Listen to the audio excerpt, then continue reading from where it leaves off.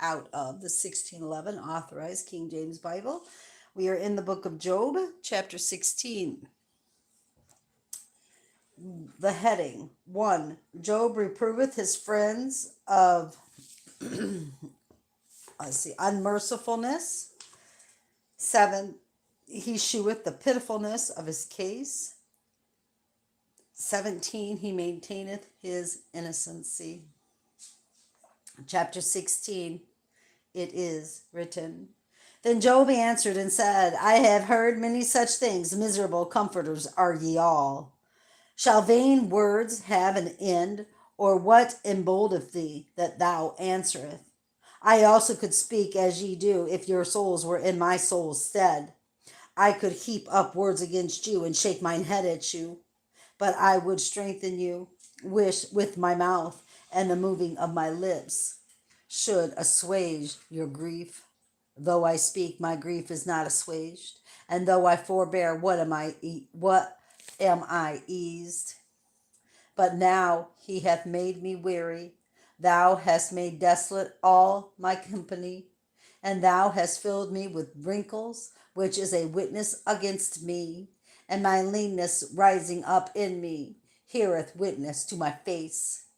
He teareth me in his wrath, who hateth me. Be gnashed upon me with his teeth. Mine enemy sharpeneth his eyes upon me. They have gaped upon me with their mouth. They have smitten me upon the cheek reproachfully. They have gathered themselves together against me. God hath delivered me to the ungodly, and turned me over into the hands of the wicked.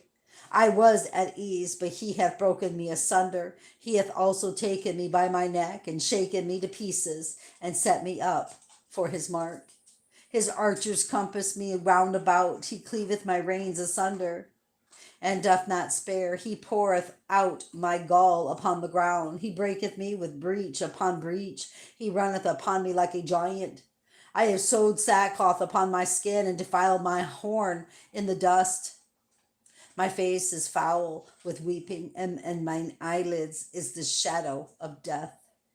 Not for any injustice in my hands, also my prayer is pure.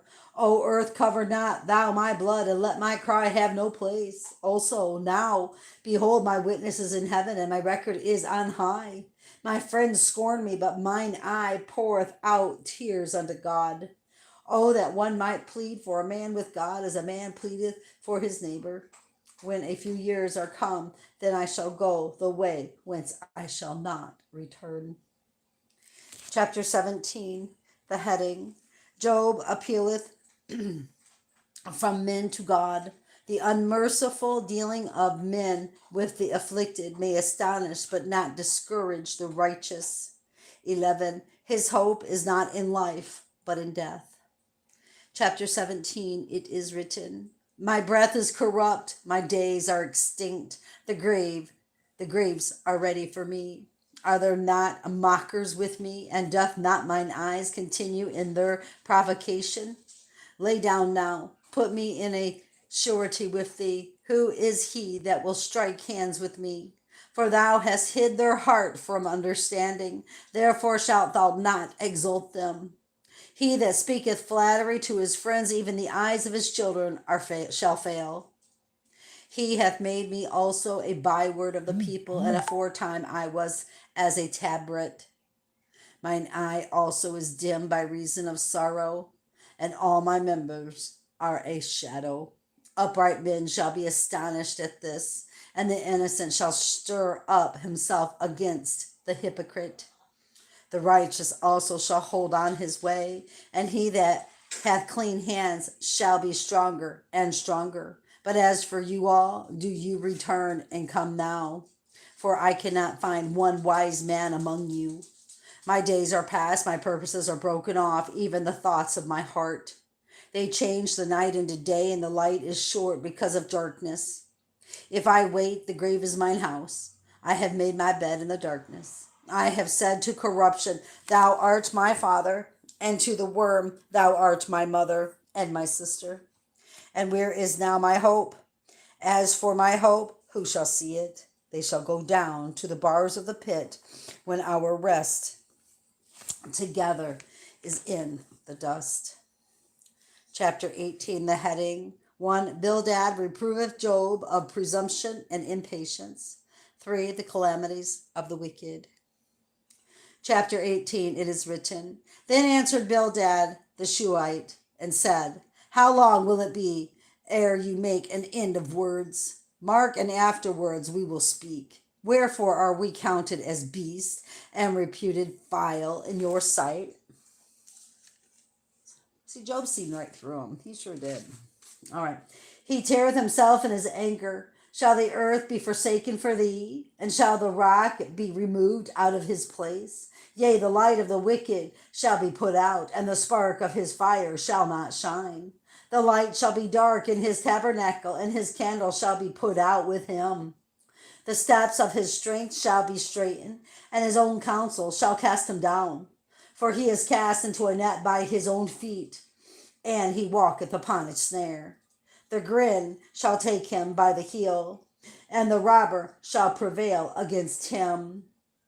The snare is laid for him in the ground, and a trap for him in the way. Terrors shall make him afraid on every side, and shall drive him to his feet. His strength shall be hunger bitten, and destruction shall be ready at his side. It shall devour the strength of his skin, even the firstborn of death shall devour his strength. His confidence shall be rooted out of his tabernacle, and it shall bring him to the king of terrors. It shall dwell in his tabernacle, because it is none of his. Brimstone shall be scattered upon his habitation. His root shall be dried up beneath, and above shall his branch be cut off. His remembrance shall perish from the earth, and he shall have no name in the streets. He shall be driven from light into darkness, and chased out of the world. He shall neither have son nor nephew among his people, nor any remaining in his dwellings. They that come after him shall be astonished at his day, as they that went before were affrighted. Surely such are the dwellings of the wicked, and this is the place of him that knoweth not God. Chapter 19, the heading. 1. Job complaining of his friend's cruelty. Sheweth there is misery enough in him to feed their cruelty. 21 and 28. He craveth pity. 23. He believeth the resurrection. Chapter 19, it is written. Then Job answered and said, How long will ye vex my soul, and break me in pieces with words? These 10 times have ye reproached me. You are not ashamed that you make yourselves strange to me. And be it indeed that I have erred, mine error remaineth with myself. If indeed ye will magnify yourselves against me, and plead against me my reproach. Know now that God hath overthrown me, and hath compassed me with his net. Behold, I cry out of my wrong, but I am not heard. I cried aloud, but there is no judgment. He hath fenced up my way that I cannot pass, and he hath set darkness in my paths. He hath stripped me of my glory, and taken the crown from my head. He hath destroyed me on every side, and I am gone, and mine hope hath he removed like a tree. He hath also kindled his wrath against me, and he counteth me unto him as one of his enemies. His troops come together and raise up their way against me, and encamp round about my tabernacle. He hath put my brethren far from me, and mine acquaintance are verily estranged from me. My kinsfolk have failed, and my familiar friends have forgotten me. They dwell in mine house, and my maids count me for a stranger. I am an alien in their sight.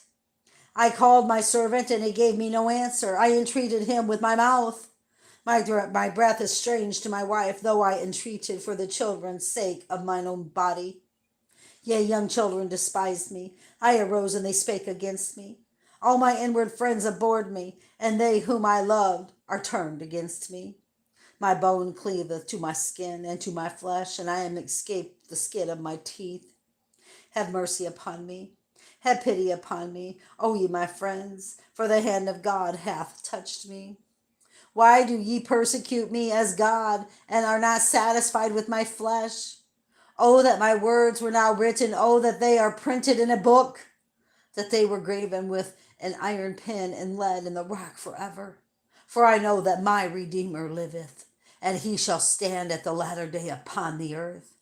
And though after my skin worms destroy this body, yet in my flesh shall I see God, whom I shall see for myself, and mine eyes shall behold, and not another, though my reins be consumed within me. But ye should say, why persecute we him, seeing the root of the matter is found in me? Be ye afraid of the sword, for wrath bringeth the punishments of the sword, that ye may know there is a judgment. Wow. Wow. Job really just let them have it. Number 20, chapter 20. The heading, Zophar sheweth the state and portion of the wicked. Chapter 20, it is written, Then answered Zophar the Naamathite, and said, Therefore do my thoughts cause me to answer, and for this I make haste. I have heard the check of my reproach, and the spirit of my understanding causeth me to answer. Knowest thou not this of old, since man was placed upon earth, that the triumphing of the wicked is short, and the joy of the hypocrite but for a moment? Though his excellency mount out up to the heavens, and his head reach unto the clouds, yet he shall perish forever, like his own dung, which they have seen him shall say, Where is he? He shall fly away as a dream, and shall not be found. Yea, he shall be chased away as a vision of the night. The eye also which saw him shall see him no more, neither shall his place any more behold him. His children shall seek to please the poor, and his hand shall restore their goods. His bones are full of the sin of his youth, which shall lie down with him in the dust. Though wickedness be sweet in his mouth, though he hide it under his tongue, though he spare it and forsake it not, but keep it still within his mouth, yet his meat is in his bowels, is turned, it is the gall of asp within him. He has swallowed down riches, and he shall vomit them up again. God shall cast them out of his belly. He shall suck the poison of asp, and vipers' tongue shall slay him.